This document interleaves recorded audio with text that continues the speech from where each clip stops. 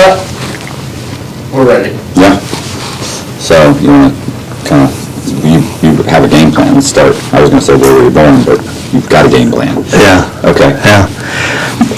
So Matt, if it's okay, I'd actually like to start by talking about my parents. Okay. And the reason why I want to do this is because over the journey of my incarceration and the crimes that I've committed and trying to reintegrate back into society, there's always been this common theme of people worrying that I'm trying to excuse the things that I did because they're so extreme and gruesome and horrendous.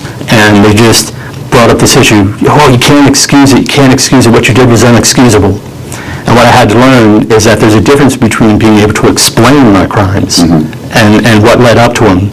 And that is very different from excusing my crimes. Right. And it's okay to be able to explain it, to give the context, and to walk people through the thought process and the play-by-play so maybe they can imagine what would they do if they were in that situation. Right. And then the decisions that I made at the end were unexcusable. I mean, what I did was violent, it was horrible. There's no excuse for it. But I find, looking back, that I think it's very explainable, and I think it's very understandable. Right. The second part is I want to humanize my parents, because for a person like me, and there's also several other younger people who have committed this crime, and I'll talk a little bit about them as well, it gets easy to just point the finger of blame and say, oh, well, these people are the bad guys, and the child who lashed out at the parents, maybe that's a good guy, but the point is everybody's a bad guy in the situation.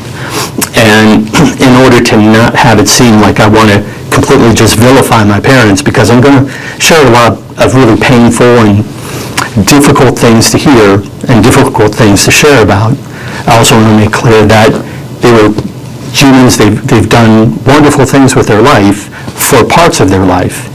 And the good that they did was very, prolific. They did a lot of good.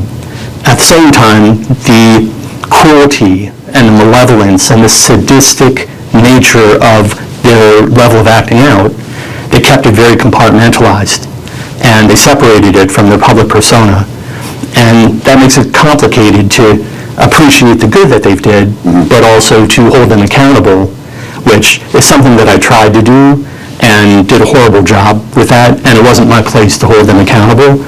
But that's part of what my crimes were. I thought I was going to hold them accountable. And when I start talking about that, then it makes them seem like, oh, they're just bad people, they're villains, they're disgusting for the life choices they made.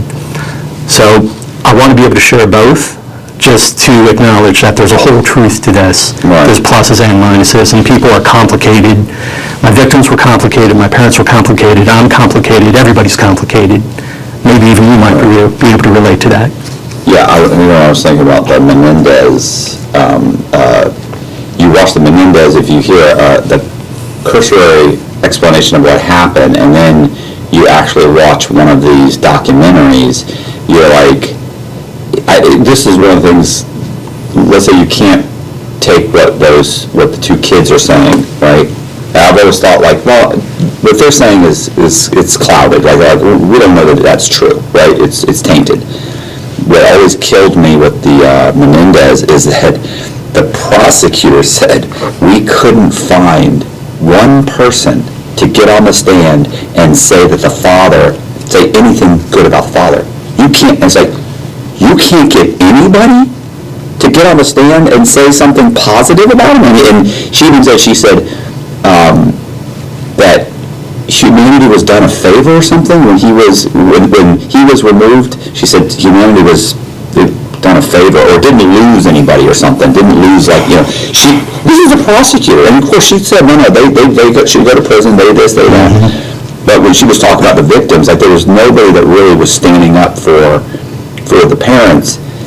There's a reason for that, right? There's a reason. So not that they deserve to die. I don't think they don't deserve it. Those kids had lots of options, but two patriots weren't removed. So they had some culpability. They didn't deserve to die, but they definitely had some culpability in being victims. So I don't know. That's what I've always thought, and I'm assuming that this is going to be something similar to that. So, but go ahead. It's funny you mentioned patriots. in a way of saying both my parents were patriots. Okay. And I'm going to share about that also. So I don't want to take that away. And I appreciate the story of the Menendez brothers. I followed their case closely as well, and my case ran in parallel with theirs for a long time. And I'll get into that also. When I think about their case and their father, Jose, he was a high-powered executive in Beverly Hills in the record industry and a couple other industries. And in order to get to that position, I'm sure he had to be an absolute ruthless, savage, dog-eat-dog, cutthroat, whoever he has to be, and also being an immigrant to the country, and then building an entire life and becoming a millionaire and getting to that position. Like, the journey to get there shapes the character of the person when they get there. And then that person can sometimes just be, they can't turn it off. Yeah. What I've learned.